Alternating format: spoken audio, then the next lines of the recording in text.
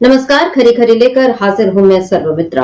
राहुल गांधी से मोदी और शाह का डर अब खुलकर सामने आ गया है। कल जिस तरह संसद में हंगामा हुआ और उसके बाद सारा दोष राहुल गांधी पर मढ़ने की जो कोशिश हुई है, जिस तरह की धाराएं उन पर लगाई गई हैं, जो एफआईआर उनके खिलाफ दर्ज हुई है और जिस जहर बुझी जबान में बीजेपी नेता राहुल गांधी के खिलाफ अब बयानबाजी करने लगे हैं, उस सबसे समझ में आ रहा है कि राहुल गांधी का जो खौफ 2004 से ही नजर आ रहा था बीजेपी में, वो अब खुलकर दिखाई देने लगा है। और बीजेपी ने ये सोचा था, शायद उसकी ये उम्मीद थी कि हम राहुल गांधी पर जो हम शाब्दिक प्रहार करेंगे, जिस तरह उनकी छवि को खराब करने की कोशिश करेंगे और राहुल गांधी उसके बाद डर कर चुप बैठ जाएंगे या वो राजनीति ही छोड़ देंगे। ऐसा कुछ भी नहीं हुआ, बल्कि राजनीति में राहुल गांधी का कद लगातार बढ़ता गया।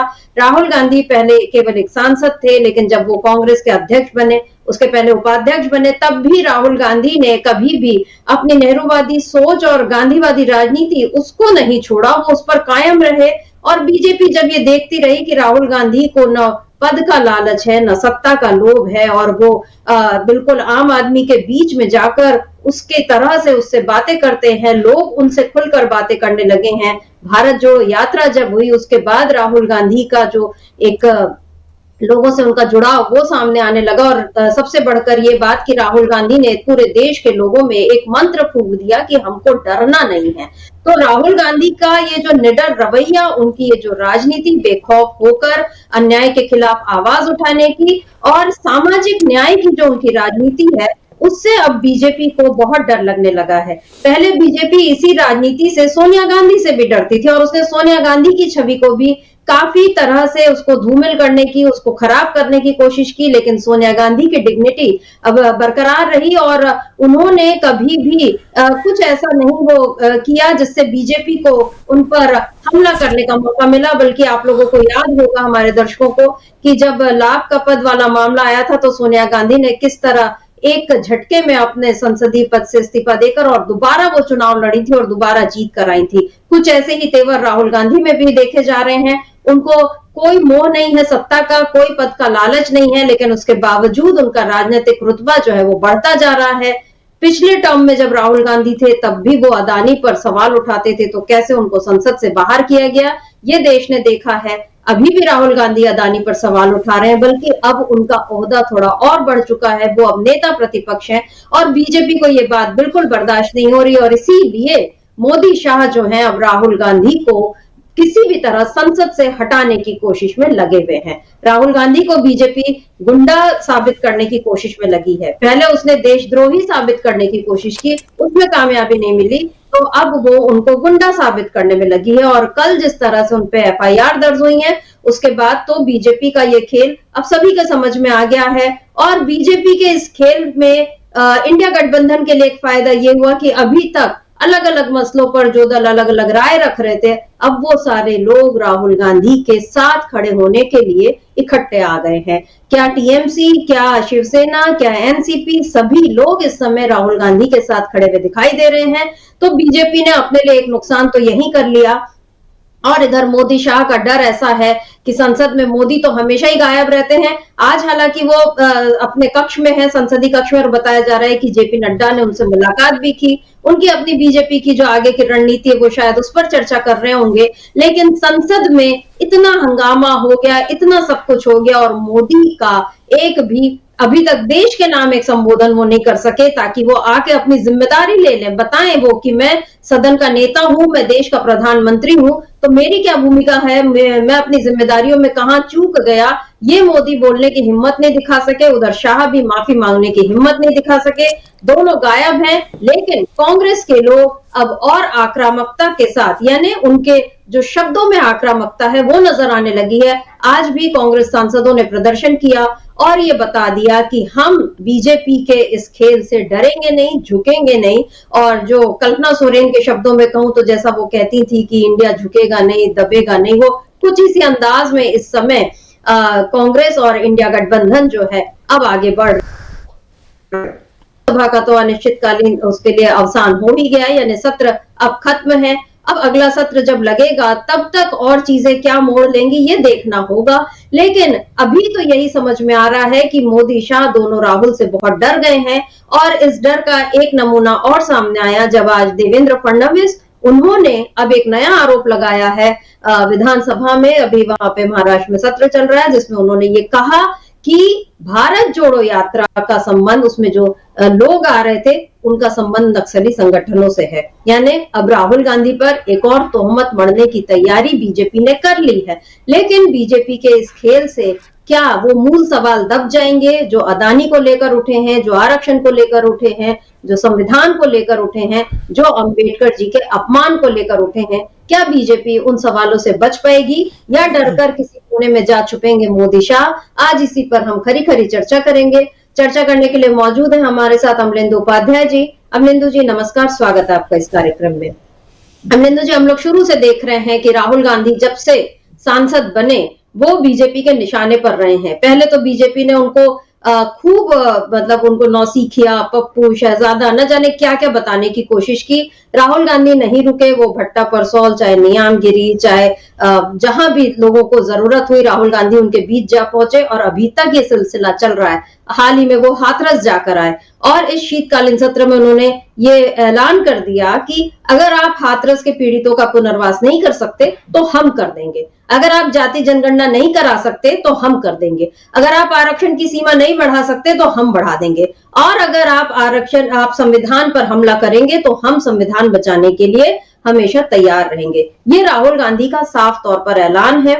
कांग्रेस उनके साथ खड़ी है, इंडिया गठबंधन उनके साथ खड़ा है। और क्या राहुल गांधी का ये जो ऐलान है, उनका ये जो निडर जज्बा है, क्या मोदी शाह इसी वजह से डरते हैं राहुल से? और क्या इसी वजह से अब एक नया गांधी संघ के लिए खतरे की तरह पैदा हो रहा है? एक गांधी को तो 1948 में खत्म कर दिया गया था।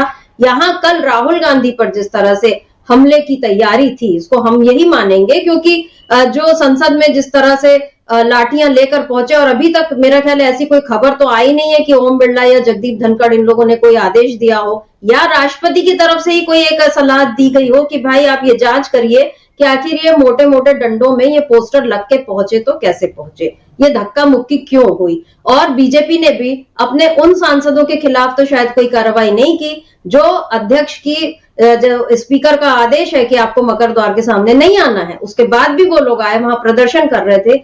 तो बीजेपी ने इतना भी अनुशासन यहाँ पर नहीं दिखाया। ये सारा जो खेल है ये किस किस्म की राजनीति की तरफ इशारा कर रहा है? देखिए समिता जी, ये हम लोगों के बीच में जो विजुअल चल रहा है इसमें साफ तौर पर देखा जा सकता है ये आज का है। निशिकांत दुबे के साथ साथ जो और बीजेपी के सांसद हैं वो बहुत मोटी मोटी लाठियां हाथों में लिए हुए हैं, और लाठियां जो पकड़ने की जो स्टाइल होती है वो ठीक इसी तरीके से लाठी पकड़ी जाती है जब किसी को मारने के लिए किया जाता है।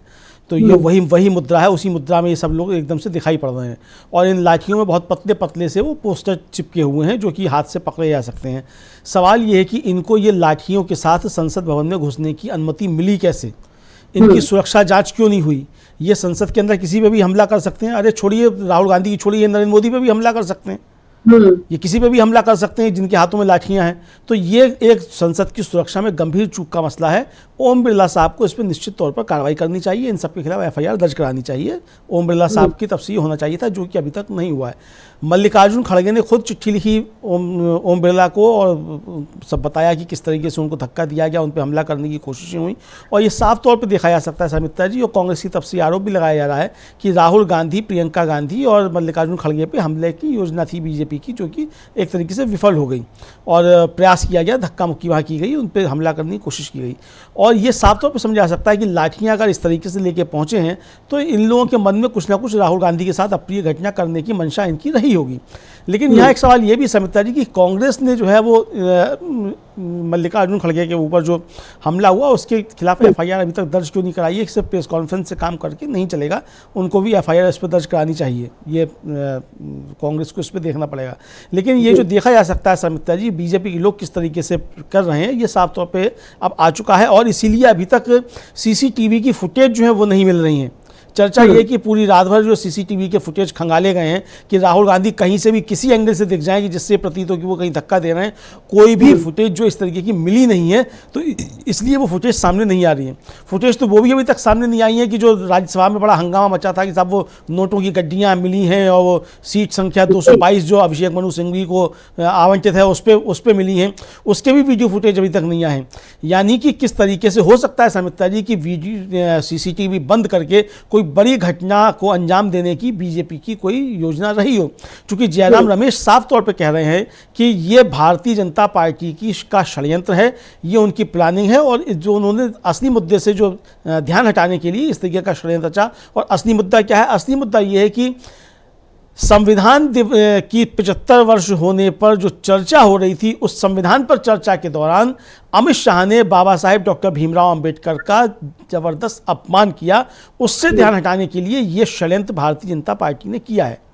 ये आरोप जयराम रमेश का है और इसीलिए सब ये समझा सकता है कि हो सकता है कि भारतीय जनता पार्टी की कोई योजना राहुल गांधी के साथ कोई मिसहैपनिंग करने की भी रही हो। शर्मिष्ठा जी जी बिल्कुल, बीजेपी जो है वो इसी चालाकी से काम करती है और इस बारे में अखिलेश यादव ने भी बोला, तेजस्वी यादव ने भी बोला, आदित्य ठाकरे ने भी बोला और राहुल गांधी के पक्ष में खड़ी प्रियंका गांधी ने भी ये बात कही है। तमाम लोगों के बयान सामने आ रहे हैं और सबसे बड़ा सवाल तो यही है कि क्या देश की जनता बीजेपी के इस झूठ पर यकीन करेगी, क्योंकि राहुल गांधी ने एक नहीं दो भारत जोड़ो यात्राएं निकाल ली। वो एक बार पूरा पैदल चले और एक बार वो थोड़ा सा वाहनों में चले और थोड़ा पैदल चले और उसमें जो भारत जोड़ो न्याय यात्रा जो थी उसमें असम में जिस तरह से उनको रोकने की कोशिश हुई और तब भी वहां उन पर FIR वगैरह तमाम खेल उस समय हिमंता बिस्वा शर्मा ने किया था और लाखों लोग राहुल गांधी के साथ चलते थे और देखा है लोगों ने। अभी 2-3 साल पुरानी बात है, कुछ बहुत ऐसा भी नहीं कि लोगों की मेमोरी से इरेज हो जाएंगी वो सारी चीजें कि कैसे राहुल गांधी के साथ लोगों का एकदम रेला उमड़ पड़ता था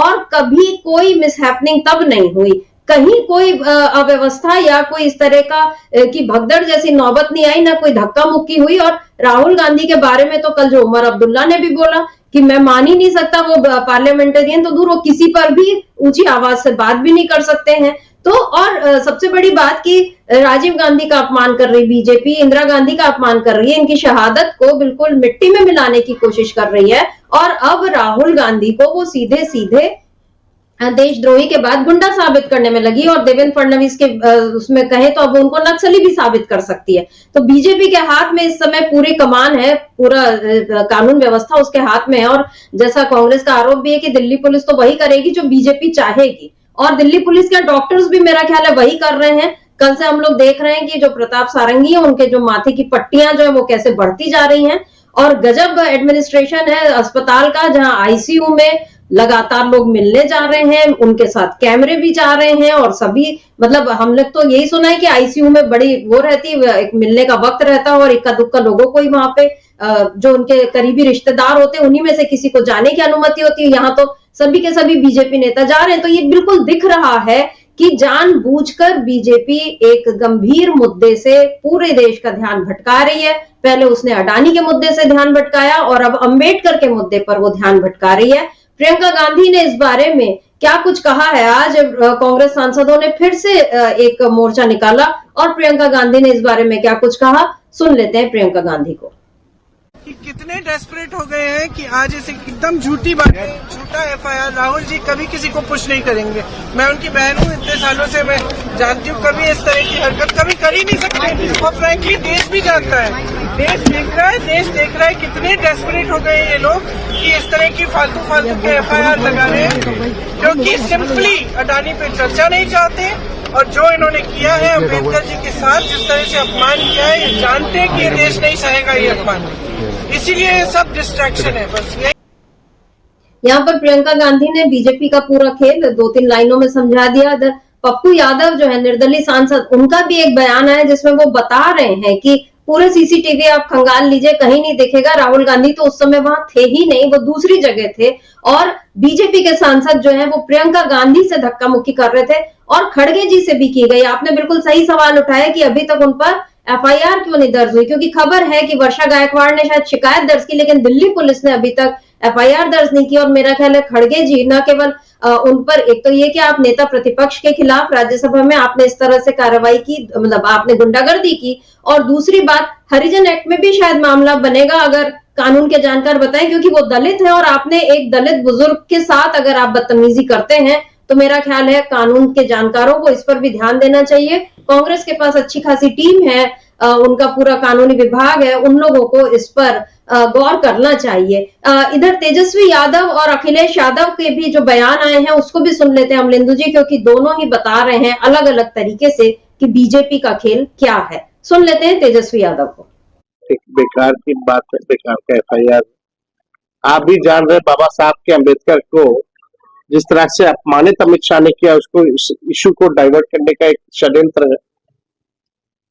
अब देश की जनता बेवकूफ तो है नहीं कि जो ये पिक्चर दिखाएंगे वही पिक्चर देश की जनता देखेगी। हम लोग अंधे तो है नहीं, हम लोग सब लोग जानते हैं कि बीजेपी के लोगों की मानसिकता बाबा साहब अम्बेडकर के प्रति क्या है। हमने शुरू से ही कहा कि देश के लोग जो है बाबा साहब अम्बेडकर का अपमान सहेंगे नहीं। और जो भाषा के क्या बाद में बोले क्या पहले बोले छोड़ो, वो तो जो लिखा हुआ था वो बोल रहे थे। जो अपने मन से उन्होंने 17 सेकंड में जो बोला वो सच्चाई निकल आई। तो यहाँ पर बता दिया तेजस्वी यादव ने कि जो मन से बोला अमित शाह ने उसमें उनकी सच्चाई निकल आई और सभी लोग इस बात को बोल रहे हैं। और जिस तरीके से इस समय जो खड़गे जी पर भी जो मैं बात कह रही थी, मतलब मेरे मुंह से गलत निकल गया, हरिजन एक्ट वो SC/ST एक्ट होता है, वो लगना चाहिए अगर कार्रवाई होती है तो। और कांग्रेस के लोगों को इस पर ध्यान देना चाहिए कि वो किस तरह से खड़गे जी के ऊपर हुए आक्रमण को भी गंभीरता से लें, क्योंकि अगर बीजेपी के लोगों को उनकी इस धृष्टता को अभी नहीं रोका गया तो आने वाले वक्त में वाकई राहुल गांधी और प्रियंका गांधी ये दो निशाने पर हमेशा ही रहते हैं और बीजेपी किस हद तक गिर सकती है इसका नमूना कल संसद में देश ने देख ही लिया। अखिलेश यादव है सपा सांसद और अध्यक्ष सपा के, उन्होंने भी बताया है कि बीजेपी का ये खेल, उसका ये जो तरीका है ये कितना पुराना है। और उन्होंने बताया कि कैसे हमने यूपी में भी इसको देखा है कि पहले बीजेपी खुद असंवैधानिक कार्य करती है और उसके बाद सारा दोष दूसरों पर डाल देती है। क्या कुछ कहा अखिलेश यादव ने, सुन लेते हैं। कहना ये भूल जाना चाहिए इस चीज को। तो कम से कम सरकार को जिनकी भाषा से, व्यवहार से पूरे देश का सेंटिमेंट बाबा साहब भीमराव अम्बेडकर जी के लिए जो अपमान की तरह भाषा इस्तेमाल हुई उस पर माफी मांगनी चाहिए और शब्द वापस अपने लेने चाहिए। राहुल गांधी पर एफआईआर हुई है। देखिए, ये हालांकि मेरी स्पीकर साहब से बात नहीं हुई और दूसरे पॉलिटिकल लीडर से बात नहीं हुई, लेकिन ये लोकसभा का परिसर है, इसमें सबसे ज्यादा सुप्रीम अगर कोई है तो स्पीकर साहब हैं। अब सोचिए आप, बीजेपी के लोग तो स्पीकर के साहब के ऊपर भी चले गए। हालांकि मेरी किसी पॉलिटिकल पार्टी से बात नहीं हुई, लेकिन ये जो परिसर है वो लोकसभा का है, तो स्पीकर साहब के पास हम बैठ करके बहुत सारी चीजों को सुलझा सकते थे। लेकिन मैंने जो बात शुरू में कही, भारतीय जनता पार्टी के पास तरीके हैं, उनके पास मॉडल हैं, अंडरग्राउंड पॉलिटिकल उनके पास राय मशवरा आता है। वो कब ध्यान हटा दें और पहले तो खुद अनकॉन्स्टिट्यूशनल काम करते हैं, पहले खुद गैरकानूनी काम करते हैं और फिर शासन प्रशासन से ऐसा कुछ करते हैं जिससे कि दूसरे पर आरोप लग जाएं। अमलेंदु जी, यहाँ पर जो अखिलेश यादव पोल खोल रहे हैं बीजेपी की, क्या कहेंगे? और जो तेजस्वी यादव ने जो कहा, और चूंकि यूपी है, बिहार है, इन दोनों ही राज्यों में दलित वोट जो है वो काफी मायने रखते हैं। और अब बीजेपी ने ये जो काम किया है जिससे कि अंबेडकर जी का नाम तो कम से कम दोबारा, मतलब ठीक है उसने वो गलत किया, लेकिन अब कम से कम अच्छा ये हुआ कि लोग एक बार फिर से क्या लीगेसी है अंबेडकर जी की, क्या संविधान किस तरह से उन्होंने बनाया, उसके ये जो संविधान है इसके कारण किस तरह यहाँ के जो दलित, पिछड़े, आदिवासी, अल्पसंख्यक, इनको जो अधिकार मिले, देश में कैसे एक नई चेतना आई, ये सारी बातें अब फिर से सतह पर आ रही हैं। जो लोग मतलब जिनको भुलाने की कोशिश बीजेपी ने की, अब बीजेपी के कारण उसको फिर से याद भी दिलाया जा रहा है। तो एक तो ये नुकसान यहाँ पर बीजेपी का होता हुआ दिख रहा है, और दूसरी बात वो जो प्रताप सारंगी हैं, तो ओडिशा में जो ग्राहम स्टेन्स के और उनके जो दोनों बच्चों को जलाने के आरोप भी था उन पर, और ये सारी बातें अब फिर से जो बीजेपी याद करवा चुकी है देश की जनता को, और राहुल गांधी पर आरोप लगाने के साथ साथ उसने फिर से एक बार ये दिखा दिया कि उसके मन में कितनी नफरत है, कितना जहर है और कितना डर है गांधी परिवार का, कांग्रेस का, और एक जो भारत की संसदीय विरासत है, संवैधानिक जो इतिहास है हमारा, उसका जो कितना डर है, ये सब जाहिर हो गया है। अब बीजेपी के लिए क्या आगे नुकसान ही नुकसान दिख रहा है आपको? देखिए समिता जी, बीजेपी को ज़बरदस्त तरीके से नुकसान है, और राहुल गांधी से जिस तरीके से डरे हुए दिखाई पड़ रहे हैं मोदी और शाह, चूंकि नरेंद्र मोदी राज्यसभा से मतलब संसद से गायब हो गए, लोकसभा में भाषण देने के बाद गायब हो गए, और अमित शाह जो पहुंचे तो अमित शाह मोदी जी की जगह पहुंचे भाषण देने के लिए, और जो अमित शाह ने बाबा साहेब डॉक्टर भीमराव अंबेडकर का जो अपमान किया, वो भाषण जो था हो सकता है कि नरेंद्र मोदी के लिए लिखा गया हो, और उस नरेंद्र मोदी अगर पढ़ते तो वो भी यही बात करते। यानी कि अमित शाह ने जो कहा है वो सीधे सीधे नरेंद्र मोदी ने कहा है, और नरेंद्र मोदी ने कहा है तो वो सीधे सीधे, इसका मतलब भारतीय जनता पार्टी ने कहा है, और अभी तक भारतीय जनता पार्टी ने इस पर कोई माफ़ी किसी तरीके की नहीं मांगी है, ना अमित शाह ने माफ़ी मांगी है। आज भी जब भारतीय जनता पार्टी के सांसद प्रदर्शन कर रहे हैं तो सांसद का अपमान नहीं सहेगा हिंदुस्तान, ये तो उनकी तख्ती लगी हुई है, लेकिन बाबा साहब का अपमान नहीं सहेगा हिंदुस्तान, ये कहने की जो है वो जरूरत नहीं समझी है भारतीय जनता पार्टी ने अभी तक। और भारतीय जनता पार्टी लगातार अमित शाह के साथ मजबूती के साथ खड़ी हुई दिखाई पड़ रही है, नरेंद्र मोदी जो हैं वो मजबूती के साथ खड़े हुए दिखाई पड़ रहे हैं। तो ये साफ तौर पर एक षड्यंत्र है शर्मिष्ठा जी, जैसा कि अखिलेश यादव ने कहा, तेजस्वी यादव ने कहा, ये साफ तौर पर समझा जा सकता है कि ये राहुल गांधी के खिलाफ भी षड्यंत्र है, ये बाबा साहब डॉक्टर भीमराव अंबेडकर के खिलाफ षड्यंत्र है, और जिस तरीके से जयराम रमेश का कहना है कि ये एफआईआर जो दर्ज हुई है ये राहुल गांधी के ऊपर नहीं, बाबा साहेब डॉक्टर भीमराव अंबेडकर के ऊपर ये एफआईआर दर्ज की गई है। तो ये साफ तौर पे इसका नुकसान भारतीय जनता पार्टी को बड़े पैमाने पर होता हुआ दिखाई पड़ रहा है। सूचना ये है शर्मिष्ठा जी कि कई दलित संगठन, ये सूत्रों के हवाले से खबरें हैं कि कई दलित संगठन इसकी तैयारी कर रहे हैं कि 25 दिसंबर जो मनुस्मृति दिवस होता है, दहन दिवस होता है, यानी 25 दिसंबर को जब बाबा साहब डॉक्टर भीमराव अंबेडकर ने मनुस्मृति का दहन किया था, पूरे देश में उस दिन मनुस्मृति का दहन किया जाएगा और अमित शाह से माफ़ी मांगने की मांग की जाएगी, अमित शाह का इस्तीफा मांगा जाएगा। 25 दिसंबर को प्रदर्शन देश भर में होंगे, इस तरीके की तैयारियां शायद चल रही हैं, कुछ इस तरीके की सूचनाएं मिल रही हैं। तो भारतीय जनता पार्टी को एक बड़ा नुकसान होता हुआ दिखाई पड़ रहा है। मायावती जो भारतीय जनता पार्टी की कट्टर समर्थक समझी जाती रही हैं, उन मायावती को भी अब बोलने के लिए मजबूर होना पड़ा है, और उन्होंने ट्वीट करके अमित शाह से माफ़ी की मांग की है। तो यानी मायावती जो पर्दे के पीछे से भारतीय जनता पार्टी के लिए काम करती हुई दिखाई पड़ती थी, वो भी जो है वो भारतीय जनता पार्टी के खिलाफ एक तरीके से खड़ी होती नजर आ रही है, चूंकि जो उनका मतदाता वर्ग है उसका बहुत ज़बरदस्त दबाव मायावती के ऊपर है कि अगर इस मसले पर भी मायावती नहीं बोली तो सारा मतदाता मायावती का भी मायावती को छोड़कर चला जाएगा। यानी बाबा साहब का अपमान किसी भी तरीके से बर्दाश्त नहीं किया जा सकता, और अमित शाह किसी भी तरीके से झुकने को तैयार नहीं है, और वो इस पर डटे हुए हैं कि उन्होंने जो बाबा साहब का अपमान किया वो भारतीय जनता पार्टी का ऑफिशियल स्टैंड है। एक तरीके से बिल्कुल समझाया जा सकता है, चूंकि भारतीय जनता पार्टी अमित शाह के साथ कंधे से कंधा मिलाकर मजबूती के साथ खड़ी हुई है। शर्मिष्ठा जी, जी, मोदी ने जिस तरह ट्वीट किया तुरंत ही अमित शाह के बयान के बाद, और उसको मतलब उनका बचाव करते हुए, और उसमें कांग्रेस को ही कोसा जा रहा था, तो इससे दिख रहा है कि अमित शाह के साथ मोदी भी खड़े हैं और पूरी बीजेपी भी खड़ी है, क्योंकि उन सबको पता है कि अगर हमने इनको अभी हटाया तो फिर हम सब डूबेंगे। ये इनके आपस का जो भी तालमेल है वो समझ में आ रहा है, क्योंकि ऐसा तो नहीं है कि शाह अगर अपने पद से बर्खास्त होंगे तो वो मोदी के लिए कुछ नहीं करेंगे, फिर वो और ज्यादा खतरनाक साबित हो सकते हैं। तो मोदी के लिए तो यहाँ पर दोहरा डर है, एक तरफ राहुल गांधी है, दूसरी तरफ अमित शाह है। ये मोदी के लिए इस समय बहुत बड़ी चुनौती बने हुए हैं कि वो कैसे अपनी कुर्सी बचाएं। और इधर जो जयराम रमेश का आपने जिक्र किया, क्या कुछ कहा है जयराम रमेश ने, उसको सुन लेते हैं, क्योंकि उन्होंने साफ साफ बताया है कि ये राहुल गांधी के खिलाफ एफआईआर नहीं है, ये सामाजिक न्याय के खिलाफ और अंबेडकर जी के खिलाफ एफआईआर है। सुन लेते हैं जयराम रमेश को। गांधी के ऊपर विभिन्न धाराओं के अंदर जो है एफआईआर दर्ज की है, और क्राइम ब्रांच अब दिल्ली पुलिस तो वही करेगी जो गृह मंत्री कहेंगे उनको। पर जो कल मकरद्वार के सामने जो हमें देखने को मिला, देश को देखने को मिला, बड़ा दुर्भाग्यपूर्ण दृश्य थे, और ये पूरी एक साजिश थी, एक वेल प्लान्ड साजिश था। सोच समझकर इन्होंने ये साजिश रचाई है, और ये पूरा ड्रामा इन्होंने करवाया है सांसदों से। क्योंकि 17 तारीख को गृह मंत्री ने अपमानजनक बातें कही हैं बाबा साहब अम्बेडकर को लेकर। इस पर हमारे नेता प्रतिपक्ष ने आपत्ति जताई, उनको मौका नहीं दिया गया बोलने का।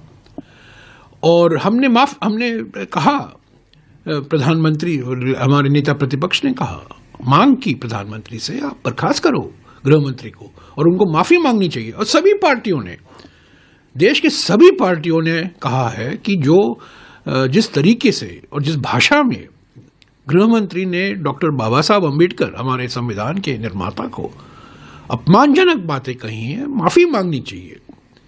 पर उससे ध्यान भटकाने के लिए, उससे ध्यान हटाने के लिए ये सब पूरा कल का ड्रामा रचा गया है, और आज भी कुछ ड्रामा रचाएंगे। हालांकि आज 12 बजे को दोनों सदन स्थगित होंगे, साइनेड एडजर्न होंगे, पर फिर भी एक और मौका मिलेगा उनको ड्रामा रचाने के लिए। ये सब बिल्कुल सोच समझ कर साजिश थी। शिकायत करना, नीचे गिर पड़ना, आईसीयू में भर्ती करना, आरएमएल के डॉक्टर से एक बयान दिलवाना, ये सब तो बिल्कुल गृह मंत्री का खेल है और कुछ नहीं है। अगर जब एफआईआर, और ये एफआईआर किसके खिलाफ है? ये एफआईआर राहुल गांधी जी के खिलाफ नहीं है। ये एफआईआर कांग्रेस पार्टी के नेता के खिलाफ नहीं है, एलओपी लोकसभा के प्रतिपक्ष के खिलाफ ही नहीं है। ये डॉक्टर बाबा साहब अम्बेडकर के खिलाफ है।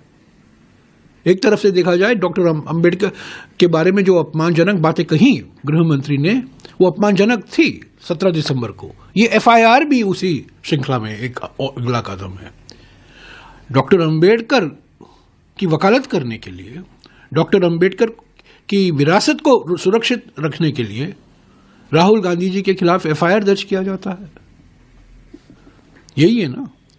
क्या गुनाह किया डॉक्टर राहुल गांधी जी ने? उन्होंने कहा संविधान बचाओ, संविधान सुरक्षित रखो, संविधान के प्रावधान, संविधान की प्रियम्बल, प्रस्तावना, संविधान की भावनाएं, संवैधानिक संस्थाओं पर जो आक्रमण हो रहा है उससे हमें निपटना है, उसका सामना करना है, मुकाबला करना है। संविधान में जो आरक्षण के प्रावधान है उनको सुरक्षित रखना है। 50% की सीमा अनुसूचित जाति, अनुसूचित जनजाति और ओबीसी वर्गों के लिए जो तय किया गया है उसको ज्यादा करना है, और एक जाति जनगणना करवाना है। इसमें कोई गुनाह नहीं है। तो ये जो एफआईआर है, सामाजिक न्याय के खिलाफ एफआईआर है, सामाजिक शक्तिकरण के खिलाफ एक एफआईआर है, और एक तरफ देखा जाए डॉक्टर अंबेडकर की विरासत के खिलाफ एक एफआईआर है। यहाँ पर जयराम रमेश ने साफ साफ बता दिया कि क्या है बीजेपी का खेल, और इस पर अब प्रतिक्रियाएं आनी भी शुरू हो गई। मनोज तिवारी जो है वो ये बोल रहे हैं कि वो राहुल की तुलना अंबेडकर से कर रहे हैं, मतलब एक और अपमान। जबकि और इसी तरह का बीजेपी सांसद एक और थे, उन्होंने वो बता रहे हैं कि ये लोग जो कांग्रेसी विरोध कर रहे हैं वो अंबेडकर की तस्वीर को पैरों पर रखकर विरोध कर रहे हैं। और उस पर एक टीवी चैनल के पत्रकार ने पूछ भी लिया कि आप लोग भी तो यहाँ अंबेडकर जी की तस्वीर को नीचे रखे हुए हैं, तो क्या ये उनका अपमान नहीं है? तो उस पर वो कुछ बोल नहीं पाए। और आज जो युवा मोर्चा जो बीजेपी के, उसके भी लोग वो कर रहे थे प्रदर्शन, और एक पत्रकार उनसे पूछ रहा है कि आप लोग किस लिए प्रदर्शन कर रहे हैं, अमित शाह ने क्या बोला, आप उसको क्या सही मानते हैं? तो कोई भी जवाब नहीं दे पाए। वो सारे लोग एक दूसरे को सामने करते गए कि तुम जवाब दे दो, तुम जवाब दे दो। तो ये समझ में आ रहा है कि बीजेपी के पास इस समय बोलने के लिए कुछ नहीं है। उसने अपने जो गुंडों की फौज बोले अगर, या जो जिनको सामने तो कर दिया है, लेकिन उसको बचाव उसका फिर भी होता हुआ नजर नहीं आ रहा है। और इधर संजय राउत ने भी ये कहा, उन्होंने ये कहा कि मैं कल राहुल जी के साथ था, और ये जो प्रताप सारंगी हैं और राजपूत है, इनको मैं अच्छे से जानता हूं, दोनों को ड्रामा का अवार्ड मिलना चाहिए। पूरी तरह से बीजेपी की नौटंकी है। और ये बोल रहे हैं कि कल मुंबई कांग्रेस ऑफिस में तोड़फोड़ की गई, ये सब सत्ता की मस्ती है। अमित शाह बाबा साहेब के लिए अपशब्द का इस्तेमाल करते हैं और माफी मांगने भी तैयार नहीं होते हैं। और कुछ ऐसी ही बात संजय सिंह, जो राज्यसभा सांसद आपके, उन्होंने भी एक ट्वीट किया है। और अपने ट्वीट में संजय सिंह लिखते हैं कि बीजेपी लोमड़ी की तरह चालाक पार्टी है, इनकी चाल में नहीं फंसना चाहिए। बीजेपी ने जानबूझकर बाबा साहेब के अपमान का मुद्दा बदलने की कोशिश की। धक्का मुक्की सिर्फ भाजपाई नौटंकी का हिस्सा है। चाहे जितनी एफआईआर करो, धक्का मुक्की करो, हमको गृह मंत्री अमित शाह के खिलाफ कार्रवाई चाहिए। बाबा साहेब का अपमान नहीं सहेगा हिंदुस्तान। यहाँ पर अमलेंदु जी, चाहे हम संजय सिंह की बात सुने, संजय राउत की बात सुने, अखिलेश यादव की, तेजस्वी यादव की, सारे लोग जो हैं वो यही बता रहे हैं कि बीजेपी नौटंकी कर रही है। अगर आप कांग्रेस के समर्थक नहीं है तो आप ये मान सकते हैं कि कांग्रेस अपने नेता को बचाने के लिए सारे तर्क दे रही है। लेकिन ये जो तमाम दलों के नेता हैं, ये लोग जो बोल रहे हैं, क्या इनको खारिज किया जा सकता है? मतलब ये सारे लोग जो बता रहे हैं, कल उमर अब्दुल्ला का बयान आया और सभी लोग ये बोल रहे हैं कि राहुल गांधी कुछ गलत इस तरह से नहीं कर सकते। और बीजेपी का पूरा खेल यह है कि अंबेडकर जी के अपमान से उनका ध्यान हटे और जबरदस्ती विपक्ष को घेरा जाए, उस पर कार्रवाई की जाए। यहाँ पर बीजेपी का जो खेल है वो क्या सामने आ गया है और जनता जो है अब इस तरह की नौटंकी को क्या बर्दाश्त करेगी? क्योंकि 2 लोगों ने वो आईसीयू में भर्ती हो गए और उनके वो नौटंकी और बढ़ाने के लिए अब तमाम नेता जिस तरह से जा जाके मिल रहे हैं और बाहर आके बयान दे रहे हैं, यानी ये ऐसा लग रहा है कि सिलसिला अभी और बढ़ेगा और कब तक बढ़ेगा पता नहीं। प्रताप सारंगी के भी मतलब माथे पर एक जरा सी चोट, अब वो पट्टी पहले बैंडेज होती है, उसके बाद बढ़ते बढ़ते अब वो उसके भी बहुत मजाक बनने लगे। तो बीजेपी ने क्या यहाँ पर अपना मजाक बनवा लिया है? एक गंभीर मुद्दा जो उसको मतलब वो ठीक है, संविधान पर एक अच्छी चर्चा करा के वो कांग्रेस को बता सकती थी कि नहीं, हम पूरी तरह से संविधान बचाने के लिए ही हम सत्ता में बैठे। यहाँ पर क्या उसने खुद ही ने अपने सारे पत्ते जो खोलकर खुद को बिल्कुल तमाशे में, बीच बाजार अपना तमाशा बनवा लिया। बिल्कुल सर मित्रा जी, बीजेपी ने बीच बाजार अपना तमाशा बनवा लिया है। ये मालूम पड़ गया है कि इस देश में सबसे बड़ी अगर कोई नौटंकी की कार्यशाला है तो वो बीजेपी की है। ये तो अब मालूम पड़ ही रहा है। वो जो सारंगी साहब हैं वो जिस समय गिरे बताए जाते हैं, उस समय राहुल गांधी पहुंचे और उन्होंने कहा कि दिखाओ दिखाओ खून कहाँ निकल रहा है। तो वो पट्टी है जो रुमाल रखा गया तो हटाया गया तो साफ था एकदम, कहीं खून वून नहीं था। और वो खुद पहले कहते हुए सुनेगा कि पीछे से धक्का दिया गया। मुकेश राजपूत की भी वायरल हो रहा है खूब, वो कहना राहुल गांधी तो सामने थे, धक्का पीछे से दिया गया। धक्का पीछे से यानी भारतीय जनता पार्टी के सांसदों ने दिया। इसका मतलब क्या प्रताप सिंह सारंगी और मुकेश राजपूत के खिलाफ भी कोई बीजेपी में षड्यंत्र चल रहा था कि इनको चोट पहुंचाई जाए और नाम जो है राहुल गांधी पे धर दिया जाए? राहुल गांधी के खिलाफ तो षड्यंत्र था ही, खैर वो तो साफ तौर पर दिखाई पड़ रहा है। लेकिन उसके लिए एक है ना कि जो शेर पकड़ना होता है तो बकरा जो है वो पिंजरे में बांध दिया जाता है। तो राहुल गांधी पे हमला करने के लिए जो है वो बकरे जो थे वो ये तलाशे गए कि इनको बांध दिया जाए पिंजरे में। तो ऐसा किया गया क्या? और फिर ये किस तरीके का आईसीयू है कि मालूम पड़ता है कि साहब वो शिवराज सिंह चौहान भी वहाँ जा रहे हैं, मोदी जी भी वहाँ फ़ोन पर बात कर रहे हैं, 20-20 कैमरे जो हैं वो आईसीयू में जा रहे हैं।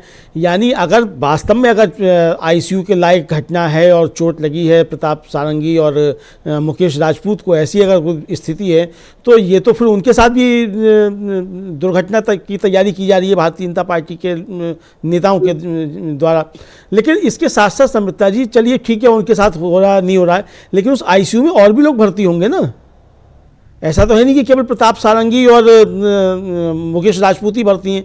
तो उस आईसीयू में जितने मरीज हैं उनकी जान से जो है भारतीय जनता पार्टी खेल रही है अपनी तुच्छ राजनीतिक स्वार्थों के लिए जी। ये भी इस तरीके से समझा सकता है। तो देश के सामने पूरी तरीके से भारतीय जनता पार्टी बेनकाब हो गई है। नरेंद्र मोदी, अमित शाह दोनों बेनकाब हो गए हैं और ये साफ जाहिर हो गया है कि बाबा साहब डॉक्टर भीमराव अंबेडकर का अपमान करने के लिए नरेंद्र मोदी और अमित शाह की बिल्कुल मिली भगत थी और इसीलिए ये जो है कोई माफ़ी मांगने को तैयार नहीं है। और ये भी समझा जा सकता है समिता जी कि अगर अमित शाह को माफ़ी मांगने को कहा जाएगा और अमित शाह को अगर बर्खास्त करेंगे नरेंद्र मोदी तो अमित शाह बागी हो जाएंगे और नरेंद्र मोदी के लिए खतरे बढ़ जाएंगे। तो इसलिए अमित शाह से माफ़ी नहीं मंगवाई जा रही है। ये अब चर्चा होने लगी है सत्ता के गलियारों में। जी बिल्कुल। और इधर राहुल गांधी पर इधर गुंडा होने का आरोप तो लग ही रहा है और अब एक नया शिगुफा जो है आज देवेंद्र फडणवीस ने छेड़ दिया। उन्होंने ये आज बयान दिया विधानसभा में कि हमारे देश के चुनाव में विदेशी हस्तक्षेप के सबूत संसद में आ गए हैं। 15 नवंबर 2024 को काठमांडू में एक बैठक हुई थी जिसमें भारत जोड़ो के कुछ लोग उसमें शामिल हुए थे। उसके बारे में सारी रिपोर्ट मेरे पास है, ये फडणवीस बोल रहे हैं और उनका दावा है कि ये सब काठमांडू में तय हो रहा है। इस मीटिंग में महाराष्ट्र सरकार को अस्थिर करने की बात की गई है, इसके सारे सबूत हैं। और उन्होंने ये भी कहा कि ईवीएम के खिलाफ एक बड़ा आंदोलन करने का फैसला किया है और ईवीएम को बदनाम कर बैलेट को लेकर दबाव बनाएंगे, ये एजेंडा भी इस बैठक में था। और इसमें भारत जोड़ो के 180 संगठनों ने जो उस समय चुनाव के दौरान बैठकें की, ये भी वो बता रहे हैं। और उसके बाद देवेंद्र फडणवीस यही नहीं रुक रहे, वो मनमोहन सिंह सरकार तक जा रहे हैं कि उनके समय 18 फरवरी 2014 को केंद्र सरकार ने लोकसभा में 72 फ्रंटल संगठनों का जिक्र किया था, जिनमें से 7 संगठन भारत जोड़ो यात्रा में थे और एंटी नक्सल ऑपरेशन में जिन 13 संगठनों के नाम लिए गए उनका संबंध भी भारत जोड़ो से है। ये जो अमलेंदु जी अब एक नया एक पृष्ठभूमि जो है वो तैयार हो गई है कि अब भारत जोड़ो यात्रा जिसकी जो सफलता है उसके बारे में दुनिया भर में चर्चा हुई, क्योंकि आधुनिक भारत के इतिहास में ऐसा किसी नेता ने नहीं किया जिसने पैदल पूरा कन्याकुमारी से कश्मीर तक का सफर जो है वो पैदल नाप दिया, और वो अकेला नहीं चला, उसके साथ लाखों लोग चले। और उसकी इस सफलता को लेकर बीजेपी तब भी घबराई हुई थी, उसका डर अभी भी दिख रहा है। ये जो नक्सली मूवमेंट से इसको सब जोड़ने की जो कोशिश है, और ये बता रहे हैं 15 नवंबर की बात बता रहे हैं, तो ये मेरा कहना है महाराष्ट्र चुनाव के पहले किया, पहले से तय हो गया था कि हम महाराष्ट्र सरकार को अस्थिर करेंगे, हम बैलेट से चुनाव की मांग करेंगे, ये सारी चीजें वहां हो रही हैं। और 15 नवंबर की बात है, आज जाकर बता रहे हैं 20 दिसंबर को देवेंद्र फडणवीस, इतने दिनों में क्यों नहीं कहा? और इतने दिनों में अगर उनके पास जानकारी थी तो अमित शाह को ही दे देते। अमित शाह ने अभी तक क्या किया? ये सारी चीजें क्या बता रही हैं कि देश को, न केवल राहुल गांधी को बल्कि पूरी देश की सुरक्षा को गंभीर खतरे में डाल रहे हैं मोदी शाह। शर्मिष्ठा जी, इसमें भारतीय जनता पार्टी के अंदर बहुत संघर्ष चल रहा है, अंदरूनी संघर्ष, और भितरघात एक दूसरे के प्रति बहुत की जा रही है। देवेंद्र फडणवीस जो है वो प्रतिद्वंदी समझे जा रहे हैं नरेंद्र मोदी के, क्योंकि अमित शाह बनना चाहते हैं नरेंद्र मोदी की जगह प्रधानमंत्री, ऐसी चर्चाएं हैं, और उधर देवेंद्र फडणवीस भी तैयार हो रहे हैं। तो ये जो खुलासे देवेंद्र फडणवीस कर रहे हैं, ये देवेंद्र फडणवीस खुलासे अमित शाह को करने देते, अमित शाह को दे देते, लेकिन अमित शाह को ये बातें उन्होंने नहीं बताई और उन्हें ये बातें मालूम थी। इसका मतलब ये लंबे समय तक छुपा के रखे रहे, तो बहुत लंबे समय से ये चीज़ें चल रही हैं। नरेंद्र मोदी को सतर्क हो जाना चाहिए, चूँकि उनकी पार्टी में उनके खिलाफ चीज़ें होने लगी हैं। इसको ऐसे समझाया सकता है। राहुल गांधी के खिलाफ देवेंद्र फडणवीस के पास क्या है क्या नहीं है वो तो अलग का मसला है कि उनके पास क्या है क्या नहीं है, लेकिन अगर वो ये सूचनाएं दबा के बैठे रहे 3 साल तक देवेंद्र फडणवीस, और उन्होंने ना नरेंद्र मोदी को बताया ना अमित शाह को बताया, तो राष्ट्र की सुरक्षा के साथ भी खिलवाड़ है। अगर देवेंद्र फडणवीस के आरोप सही हैं तो ये राष्ट्र की सुरक्षा के साथ खिलवाड़ है, वो अपने पास इन सूचना को दबाए रखे रहे। तो ये तो अमित शाह को बताया जाना चाहिए था, गृह मंत्री अमित शाह हैं, और नरेंद्र मोदी को बताया जाना चाहिए था। तो ये बीजेपी के अंदर बहुत कुछ चल रहा है शर्मिष्ठा जी, ये उसकी रणनीति है। तो इसका राहुल गांधी से मुझे लगता है उतना लेना देना नहीं है जितना ये बीजेपी की अंदरूनी रणनीति है। तो अब नरेंद्र मोदी और अमित शाह को सतर्क हो जाना चाहिए। उनके खिलाफ जो है षड्यंत्र वो एक तरीके से हो सकता है बीजेपी में शुरू हो गए हों, चूँकि ये जो घटना हुई अंबेडकर, बाबा साहब अंबेडकर का जो अपमान करने की, शर्मिष्ठा जी, उसके पीछे भी मुख्य कारण ये बताया जाता है कि लोकसभा में जिस तरीके से वो पेश किया गया था वन नेशन वन इलेक्शन का बिल, और उसमें जिस तरीके से 20 सांसद गायब रहे, तो उससे आभास मिल गया कि नरेंद्र मोदी के खिलाफ बीजेपी में कुछ चल रहा है। तो उससे जो है वो नरेंद्र मोदी और अमित शाह बताए जाते हैं बहुत ज़्यादा उनका जो है मतलब मानसिक स्वास्थ्य जो है वो खराब शायद हो गया है कि बीजेपी के अंदर क्या क्या चल रहे हैं। और ये जाहिर सी बात होता है, हर व्यक्ति के साथ होता है, राजनेता के साथ खासतौर से होता है। और राजनीति तो है ही षड्यंत्रों की चीज़, और बीजेपी तो खुद षड्यंत्रों की पार्टी एक तरीके से कही जाती है। उसके अंदर कई स्तर पर षड्यंत्र चलते रहते हैं। तो ऐसा थोड़ी कि नरेंद्र मोदी और अमित शाह के खिलाफ षड्यंत्र नहीं चलते होंगे भारतीय जनता पार्टी में, वहाँ भी कुछ षड्यंत्र चल रहे होंगे। तो ये जो बाबा साहेब का अपमान करने की जो बात आई, तो ये उसी चिंता से उपजा हुआ था, उसका जो था वो प्रस्फुटन इस तरीके से हुआ अमित शाह के जरिए। तो अब सतर्क हो जाना चाहिए। तो देवेंद्र फडणवीस जो कर रहे हैं, ठीक है, राहुल गांधी को मोहरा बनाया जा रहा है, तो जाहिर सी बातें बनाया जाएगा। राहुल गांधी विपक्ष के सबसे बड़े नेता हैं, प्रधानमंत्री के पद में सबसे आगे दौड़ रहे हैं। नरेंद्र मोदी का 56 इंच का छाती जो उन्होंने वो 6 इंच की कर दी है। भाई 350 से जो थे वो एनडीए आ गया 272 के आसपास, और वन नेशन वन इलेक्शन पे 272 भी पार नहीं कर पाया, अल्पमत में आ गया। तो ये साफ तौर पे समझा सकता है। इधर जिस तरीके से बाबा साहब का अपमान करने के बाद चंद्रबाबू नायडू और नीतीश कुमार भारी दबाव में आ गए हैं, तो उससे एनडीए के अंदर भी बहुत सारी चीज़ें चल रही हैं। तो ये अब जो है अपनी अपनी खाल बचाने की तैयारी जो है वो बीजेपी के तमाम नेता करते हुए दिखाई पड़ रहे हैं, और ये बीजेपी के अंदर कुछ जो है चल रहा है, इसकी तरफ इशारा जरूर करता है शर्मिष्ठा जी। जी बिल्कुल, देवेंद्र फडणवीस को अगर 15 नवंबर को हुई बैठक की जानकारी थी, तो सवाल यह है कि क्या अमित शाह को यह पता नहीं था कि काठमांडू में कौन सी बैठक हो रही है देश के खिलाफ, और उसमें कौन से संगठन शामिल हैं? और अगर ऐसा कुछ था तो ये बात बाहर आने के लिए वो अमित शाह क्यों नहीं लाए, एक प्रॉपर चैनल से ये बात बाहर क्यों नहीं आई? इसको देवेंद्र फडणवीस किस हैसियत से बोल रहे हैं? क्योंकि काठमांडू मतलब नेपाल की सीमा भी महाराष्ट्र से नहीं लगती, जो उनको ये हो कि वो वहां से कोई जानकारी दे। ये बहुत ही अजीब किस्म का खेल यहाँ पर देश में चल रहा है। और इस बीच संघ जो है, अभी तक जो सारा खेल था, हम लोग यही मान रहे हैं कि संघ के इशारों पर ही हो रहा है। मोहन भागवत का एक नया बयान सामने आ गया, पुणे में वो बोल रहे हैं कि राम मंदिर के बाद अब कुछ लोग सोचते हैं कि नए स्थानों पर इसी तरह के मुद्दे उठाकर हिंदुओं के नेता बन सकते हैं। यह अस्वीकार्य है। हर दिन एक नया मामला उछाला जा रहा है, इसकी अनुमति कैसे दी जा सकती है? ऐसा नहीं चल सकता। ये जो है मोहन भागवत यहाँ पर एक बार उन्होंने वो बोल दिया है कि हर मस्जिद के नीचे आप मंदिर नहीं ढूंढ सकते। इस बार अब वो ना संभल का नाम नहीं ले रहे, वो बाकी जगहों का नाम नहीं ले रहे, लेकिन वो कह रहे हैं कि ये अस्वीकार्य है और आप इस तरह से हिंदू नेता नहीं बन सकते, हम इसकी अनुमति नहीं देते हैं। यहाँ पर मोहन भागवत के इस बयान को आप मोदी के लिए चुनौती की तरह, मतलब एक चेतावनी की तरह लेते हैं अमलेंदु जी, या पूरी बीजेपी के लिए ये एक चेतावनी है कि आप अपनी मनमर्जी यहाँ पर रोको वरना हम आपको रोक देंगे? क्या लगता है? शर्मिष्ठा जी, ये हो सकता है नरेंद्र मोदी के लिए भी चेतावनी हो और योगी के लिए चेतावनी भी हो, और जहाँ जहाँ इस तरह की चीज़ें हो रही हैं तो तमाम बीजेपी को चेतावनी हो, ये बताने की कोशिश कर रहे हो मोहन भागवत कि एजेंडे हमारे जो हैं उसको आप इतना आगे मत बढ़ाइए कि आप हम पे ही हावी हो जाएं। होता क्या शर्मिष्ठा जी कि इस तरह की जो सांप्रदायिक राजनीति होती है इसमें जो जितना ज़्यादा हिंसक होता जाता है वो उतना बड़ा उसका नेता होता चला जाता है। तो अब मोहन भागवत को खतरा ये हो रहा है कि नरेंद्र मोदी और योगी जो हैं ये तो आरएसएस को पार करते चले जा रहे हैं, अब इनको खतरा ये हो रहा है। तो अब ये आरएसएस और बीजेपी के अंदर भी जो है कुछ आपस में चल रहा है, इसकी तरफ भी इशारा मोहन भागवत का बयान नहीं करता है। वरना जो कुछ हो रहा है, जिस तरीके से हर मस्जिद के नीचे मंदिर खोजने की चीज़ें चल रही हैं, ये बिना भारतीय जनता पार्टी की शय के थोड़ी हो रहा है, साफ तौर पर समझा सकता है। तो अगर मोहन भागवत सच कह रहे हैं, साफ अंतःकरण से कह रहे हैं, तो फिर ये सीधे सीधे नरेंद्र मोदी और योगी आदित्यनाथ को ये उनकी चेतावनी एक तरीके से है कि आप ज़्यादा आगे बढ़ेंगे और हिंदू हृदय साम्राज्य बनने की कोशिश करेंगे और आरएसएस को सुपरसीड करने की कोशिश करेंगे तो आरएसएस आपको जो है ठीक कर देगा। ये एक तरीके से चेतावनी शायद मोहन भागवत दे रहे हैं, अगर वो साफ मन से कह रहे हैं तो। वरना फिर ये जो है वो दोहरा वक्तव्य जिस तरीके के आरएसएस के लोगों के आते हैं कि हम कहेंगे कुछ और करेंगे कुछ, तो फिर ये वही समझा जाएगा। मोहन भागवत को ये कहना चाहिए कि गीता की शपथ खाकर वो कहते हैं कि वो बिल्कुल सत्य कह रहे हैं शर्मिष्ठा जी।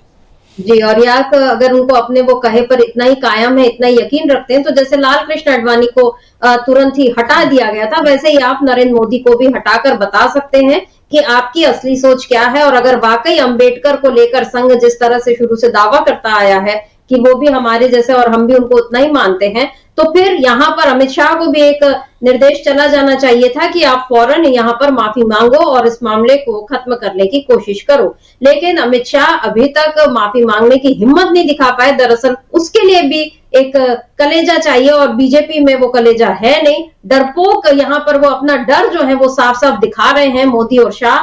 सामने उनके हैं राहुल गांधी, लेकिन उसके पीछे बहुत सारी चीजें हैं जिनसे डर रहे हैं। और राहुल गांधी एक नाम ही है, लेकिन असल में जो ये सोच है, जो हमारी नेहरू गांधी विरासत और अंबेडकर की दी हुई विरासत, इस सोच से घबराती है बीजेपी। 10 साल राज कर लिए, 11वां साल चल रहा है, लेकिन मोदी अभी तक उस खौफ से उबर नहीं पाए हैं कि कहीं कांग्रेस फिर से सत्ता में आ गई, कहीं इंडिया गठबंधन अब सत्ता में आ गया तो फिर संविधान को जो मजबूती ये लोग देंगे तब हम कहां जाएंगे। क्योंकि इतने जो 10-11 सालों में जो पूरा इन लोगों ने एक अपना जाल फैलाया है, अब उसमें इनके लिए ही फंसने की शुरुआत हो चुकी है, ऐसा नजर आ रहा है। तो अमलेंदु जी, आज इस चर्चा को हम यहीं रोकते हैं। आपका बहुत बहुत शुक्रिया, और शुक्रिया आप तमाम दर्शकों का जो आप हमारे साथ जुड़े और आपने इस चर्चा को ध्यान से सुना। आगे भी आप बने रहिए डीबी लाइव के साथ और देखते रहिए डीबी लाइव। नमस्कार।